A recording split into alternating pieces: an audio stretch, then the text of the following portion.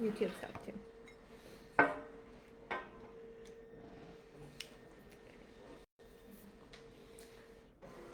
Hi everyone, welcome to Friday Live. Hi. Hi, Today happy is April the 5th. first April 5th, right? April 5th, first week of April. Yes. Hi. So hope everyone had a good spring break. And did you know? Did I know? Do I know? Do I know what? Do you know? Do you know? Okay. How many percent of millionaires in the United States would have attributed their wealth to some type of real estate holdings? I know. I don't know. Take a guess. I think most of them, 90%. 90%. Okay, so 90% of all millionaires in the United States has real estate holdings. Mm-hmm. However, okay, so I mean, 43% of all those millionaires only has one property. So That's hard to believe. right. So I we're mean, not too bad. yeah. We're not in a bad shape. So Yeah. I think any of you, if you're starting out or you have a few already, you're in really good shape. So yeah, so 43% of all millionaires only has one property. Now, upward of the more number of property, only 8.5% of the millionaires has 5 or more properties. So that's actually much smaller percentage. Number. Yeah, I would assume more. However, real property investment is still one of the best, one of the most favorable investments to have. So I think today we're going to focus a little more on rental properties. Yeah, rental properties and real estate. It's really big in our area, especially. I mean, California, and especially the location we're at in San Gabriel Valley. San Gabriel Valley, people love to buy properties. Yeah. So here's our board for what we're gonna go over today. Let's take a look. Okay, so while we focus on rental properties, I think I want to go through like the life of investment. So walk through like the certain like little tips that you can have for short term, and then in the long run, what is the end goal? So typically investments are divided into like two big categories. We have the passive income and the active income. Today we're going to focus on the passive income, which means you don't have to do much, like not putting in effort. You just purchase either a property or a business, and it generates income for you. Okay, so most likely it will be the real properties, rental properties. It could be residential or commercial, or a business that it will operate on its own. Yeah. Okay. You want to show your face? You're like so hidden. Well, I don't know if I could fit my face with the board here. Right. And so, short-term wise, once you've set aside emergency fund that we kept on stressing, what's the once you have that hit that first goal of purchasing something, what is that one thing you should do first? Insurance. Okay. So anything else, insurance is important. Okay. So rental property, you have the real property, the homeowner's insurance, and make sure you try to get your tenant to have their tenant's policy. So just get that extra coverage. Now, because it's a rental property, if you look into your policy, there's usually an option to add a little bit of premium to get a bigger coverage. Okay, so instead of 300,000, maybe try to up yourself to 500,000 or whatever it may be. Even though it's a little harder to get insurance nowadays, but that goes Especially a long way. In California. That goes a long way. Okay. Now, if you have business, of course, you need business insurance. Okay, so insurance is number one. Now, once you got that covered, what is our number two? LLC. Okay, hold on. Sorry. Backtrack. Before we get into I think we business, should go from the structuring. How should you even So even when you want to purchase that first Yeah, one, right. okay, what is that one thing that you should have done already? started your trust? So yes, right. So that's the basic framework to have a trust. So then everything that we're talking about can build within it, and to grow within it, and to prosper within it. Right. So that one first business or first property that you purchase, it should be inside your trust. Why do we put it inside a trust? Liability, and also succession, also how to allocate your money. So you always want everything to go under that trust umbrella to avoid probate, to do all that basic protection for you. Okay, so that number one thing we purchase, you're gonna put it in the trust. Okay, so after we get good insurance coverage, okay, hopefully it starts to generate some income for you. What is that second thing that you need to think about? An LLC to hold it. Start a company. Okay, so start a business entity. Use a business structure to hold your investment.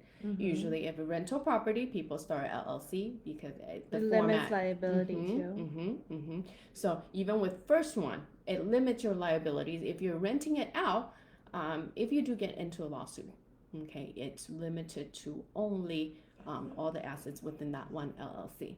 Okay, so it's a really useful way to carve out your liability for rental properties. Okay, likewise, because of that, you can have many LLCs. So you can, if you start growing and you want to take out that, additional fund to get another property, you can either put it within your first LLC or start a new LLC, because all of those, where do they go? In your trust. They need to go into your trust. Okay. So sorry, I'm just thinking that I should just draw that trust umbrella thing. Okay. Yeah, let's show them. Okay. So you want your trust to be on the outside. That covers everything. This is your trust. Oh, sorry, bad writing. This is your trust. That covers everything.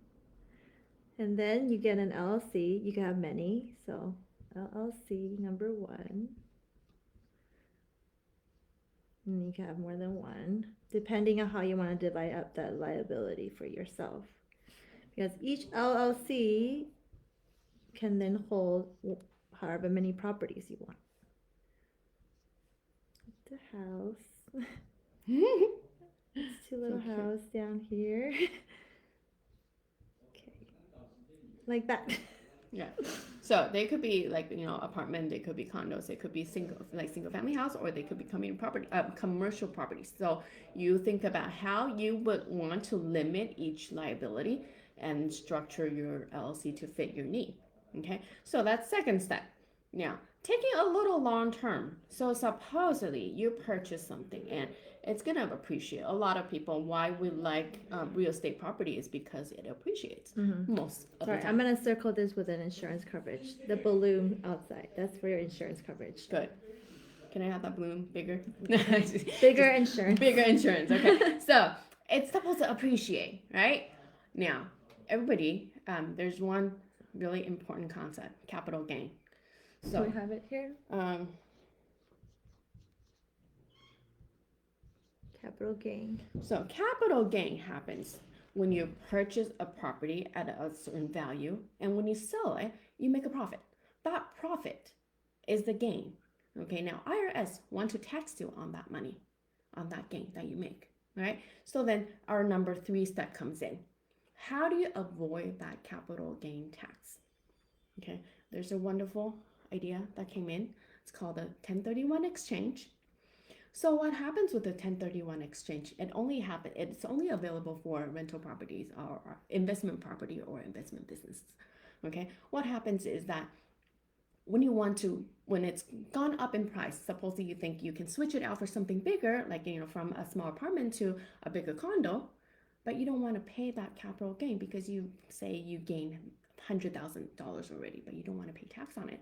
You do that 1031 exchange, you can roll the entire gain, your for initial investment plus the gain, into this new property. Okay, as long as you don't cash it out, you don't need to pay tax on it just yet. So this is your house. You bought it, let's say, for $100K, for discussion's sake, about 20 years ago. I don't know where this is. That's a good deal, but okay. So now today, right? To today, it is now how much you think? 1.2 mil. Okay, 1.2 mil. Things are expensive. So that capital gains would be from this number to this number. So 1.1 mil. 1.1 mil capital gains. That's how much you will have to pay taxes on. Okay. Unless you do the 1031. So what would happen if you do the 1031? If you do the 1031, then the entire 1.2 mil goes into that new property, right? So then it sits there, and IRS is not going to be on your tail yet. right? Now, how many times can you do 1031 exchange? I think a lot of times. As To many keep as going. you want. You As should keep many growing. as you want. Okay. There's no limit as long as you fit all the criteria. There's no limit to how many 1031s every person can have in a lifetime. You can do it at the same time. If you have two different property, you like to roll both of them into each of them into something else at the same time, it's doable. So a lot of people take advantage of the 1031 exchange and keep on growing their investments. 1031. So during your lifetime, it's that 20 years. I don't know. I feel like things go a lot quicker nowadays. Things move along really the fast. Fluctuation. Right. Yeah. So maybe once a year even, or once 4 or 5 years, you can continue to use this method all through your the time that you're accumulating your wealth. Mm-hmm. Right. So do that all the way until the fourth part. It's not something that you really have to do because it's already set up in your trust. So assuming you have all these set up for this house. So this house will be right here. Okay. That little house. Okay, that example. Right. So everything happens within your trust. Right. It's all these are growing in your trust. Okay. So by the time the person who passes the person who has all this investment holdings passes away, this person will actually allow that their beneficiary to enjoy a step-up basis in the cost. So for this property, okay, it was initially purchased at $100,000. Now you keep on growing, you roll into a 1.2 mil property, and then maybe something else, maybe it had become 2 million. 2 million upon death, right? Okay, 2 million upon death.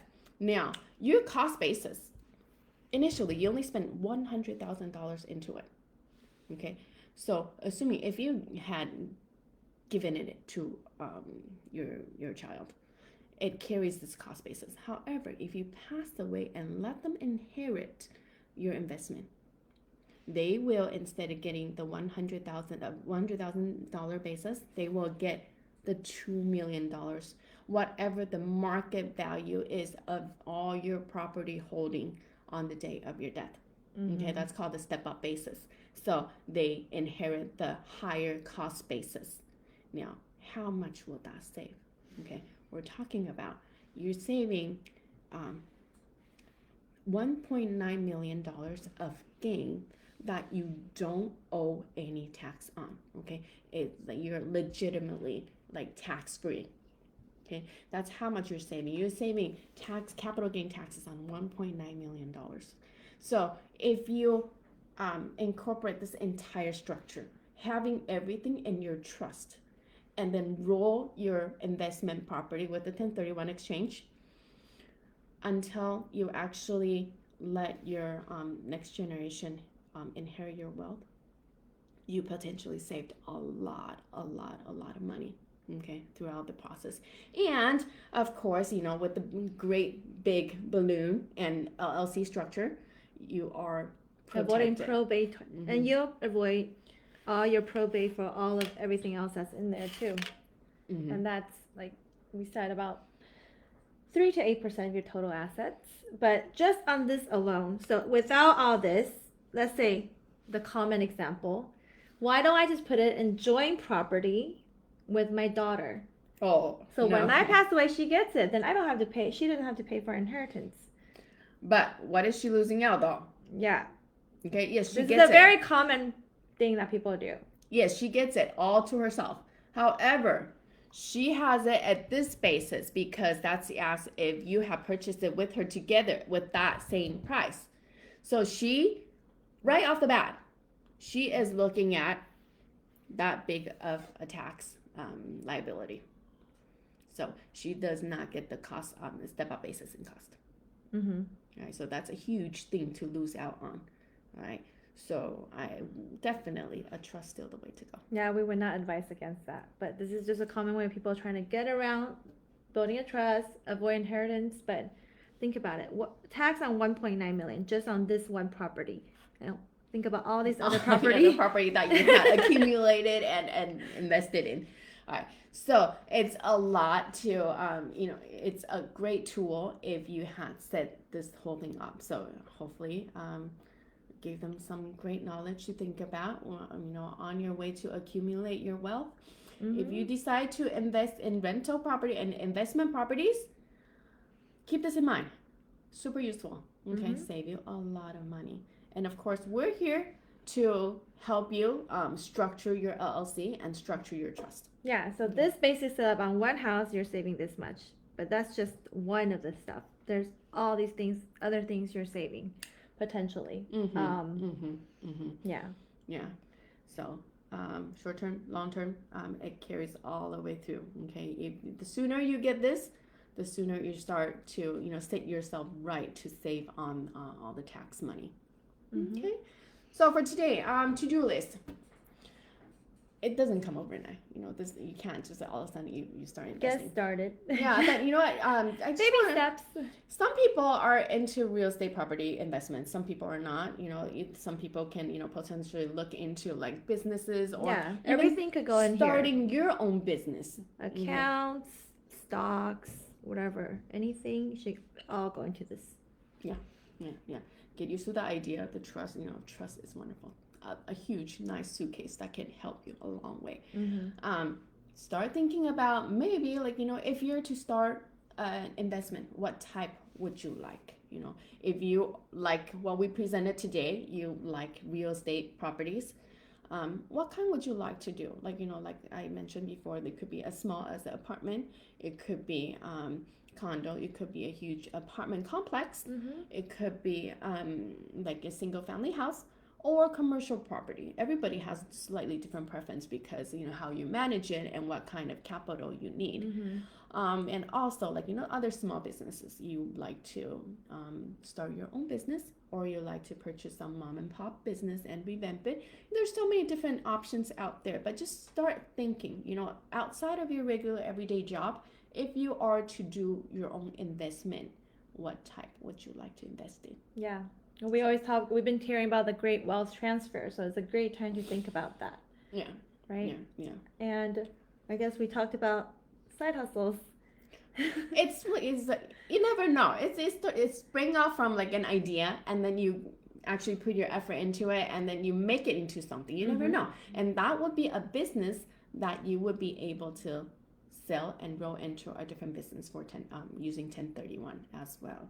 Yeah. So it's just something to keep in mind. But yeah, if you would like to share with us what your business idea would be or what type of investment that you would like, you can go ahead and let us know. Yep. Have a good Friday and a happy weekend. Stay dry. We'll talk soon. Until next week. Oh, plan and live your legacy.